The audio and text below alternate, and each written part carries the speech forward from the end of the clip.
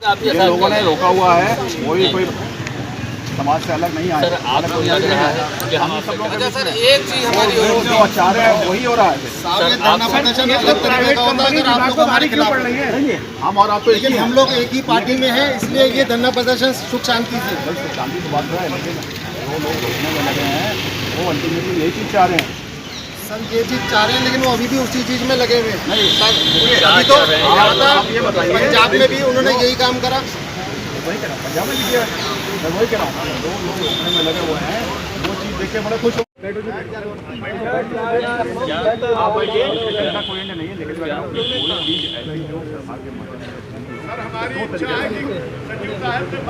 हमारी मांग पूरी करो। सर सरकार से कोशिश करानी हो तो दो माध्यम, एक तो हम लोग के माध्यम, लेकिन हम लोग की बात कर पाएंगे, हम किसी से बात करेंगे, प्रमुख से भी बात करेंगे। तो आप बात कर लीजिए उनसे, सरकार से आपको कराना है कोई चीज़ तो सरकार ने जब इस सरकार के कैबिनेट मिनिस्टर हाथ खड़ा कर रहे हैं, वो कह रहे हैं हम आपकी मुलाकात नहीं करा पाएंगे, 50 लोगों में हाथ जोड़ रहे हैं, तो सर अब हम तो मजबूर हो रहे हैं। माननीय मंत्री कैबिनेट मिनिस्टर, राज्य मंत्री भी नहीं सर, कैबिनेट मिनिस्टर वो भी जितनी बार बीजेपी की सरकार रही है और रमाप्रसाद शास्त्री जी रहे हैं उसमें। आप ही नहीं है, और भी सारे लोग हैं, सबके संबंध है। फर्स्ट टाइम वो मिनिस्टर बने भी नहीं सबके संबंध और भी लोग हैं। मतलब कोई चीज़ ऐसी हो तो आप लोग भी अपनी बात अगर और माध्यम से कहलाएंगे तो उसका प्रभाव, उसका और माध्यम बताएं सर आपको। माध्यम हमें बलदेव औलख जी मुख्यमंत्री जी के बिल्कुल करीबी मंत्री माने जाते हैं, उनके सामने देखिए हम लोग के अप्रोच मंत्री तक नहीं हो सकती। सर ये लॉटरी कब करी गई थी सर? तो सर आपके मुख्यमंत्री जी की नॉलेज में तो डाला होगा। एक मिनट सुन लीजिए सर, मुख्यमंत्री जी की नॉलेज में डाला होगा कि भाई ऐसा है, इतना रोजगार मिलेगा लोगों को और इतने ये लॉटरी हमें करना है, इससे लोगों का ये लॉटरी से लाइसेंस दिए जाएंगे सब लोगों को। क्या नाम है आपका? कुंवर उमेश सिंह। क्या समस्याएं हैं, किस लिए आप लोग यहाँ धरना दे रहे हैं? सर हमारी समस्याएं ये हैं कि हमको गत 2017-18 में ई लॉटरी के माध्यम से हम लोगों को वन विभाग के द्वारा एक लाइसेंस प्रक्रिया में भाग लिया था, जिसमें हम करीब 1215 लोगों का चयन हुआ पूरे प्रदेश से।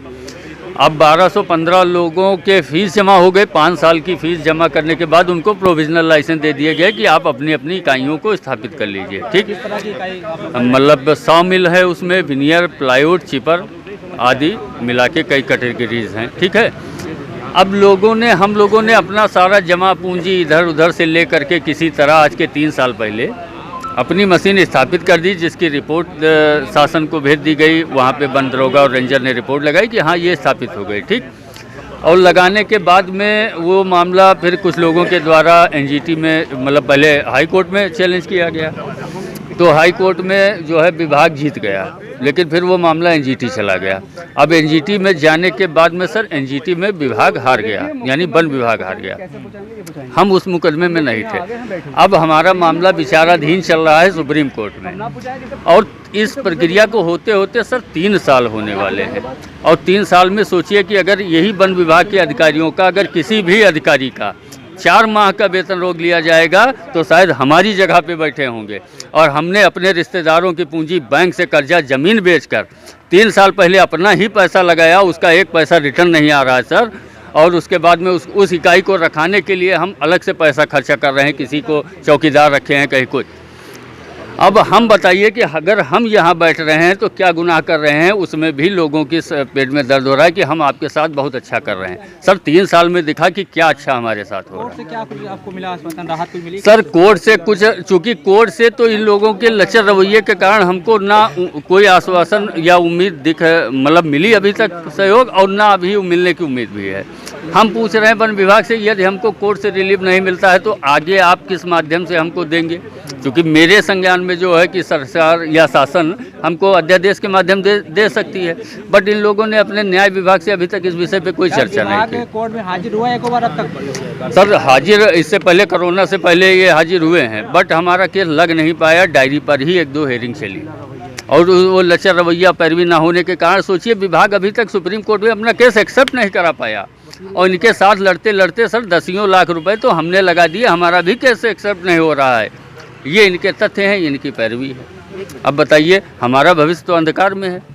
हमें कोई उम्मीद नहीं सर। रामचंद्र जी का भी वनवास 14 वर्ष में ख़त्म हुआ था। हमें तो उम्मीद नहीं हमारा 25 वर्ष का वनवास चलेगा या 50 वर्ष का। हम जिंदा भी बचेंगे इस लड़ाई को लड़ते लड़ते, हम मर जाएंगे बीच में। कितने लोग हैं आप लोग इसमें? सर इसमें 1215 लोग हैं पूरे प्रदेश से।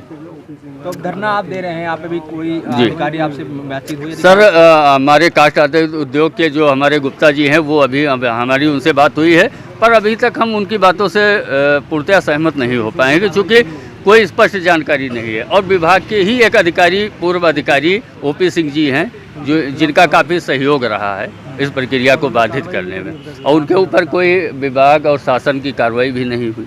क्या मुख्यमंत्री से मिलेंगे आप लोग? गए अभी आप? सर 2 बार प्रयास किया। एक बार मेरी मुलाकात हुई भी थी उनके वहाँ पे मुख्यमंत्री जी से। हमने उनके हाथ में लेटर भी दिया था। उन्होंने कहा था कि आप लोग निराश मत होइए, मैं इसको आप लोगों को प्रक्रिया को देख रहा हूँ और देखूँगा आगे। लेकिन उसके बाद फिर जानते ही एक प्रोटोकॉल होता है, कई बार हमारी मुलाकातें नहीं हो पाई।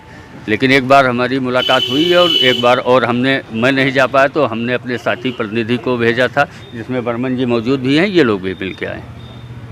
मांगे आपकी पूरी नहीं, मुख्यमंत्री से आप मिल चुके हैं, धरना दे रहे हैं, आगे क्या रणनीति है, क्या करेंगे? आगे रणनीति यही है सर कि जब तक हमें लिखित में कोई आश्वासन नहीं मिलता कि आगे हमारे साथ क्या होगा यदि वहाँ से न्याय नहीं मिलता है, तब तक हम यहाँ पे भूख हड़ताल पे बैठेंगे और यहीं मर जाएंगे। चूँकि घर पे ही भूखों मर रहे हैं, ना हमारे बच्चों के खाने के लिए कुछ बचा है। कई सारे हमारे साथी हैं जिनके बच्चे आज कॉन्वेंट स्कूल से प्राइमरी में आ गए हैं पढ़ने के लिए। अब बताइए स्थितियाँ, आप सोचिए कि किसी का खुद का पैसा 3 साल से फंस जाए और उसके ऊपर ये कोरोना काल जिसमें आपने देखा होगा कि यहाँ तो लोग मुफ्त राशन के लिए लाइन लगा रहे हैं। ये स्थितियाँ हैं हमारे देश में।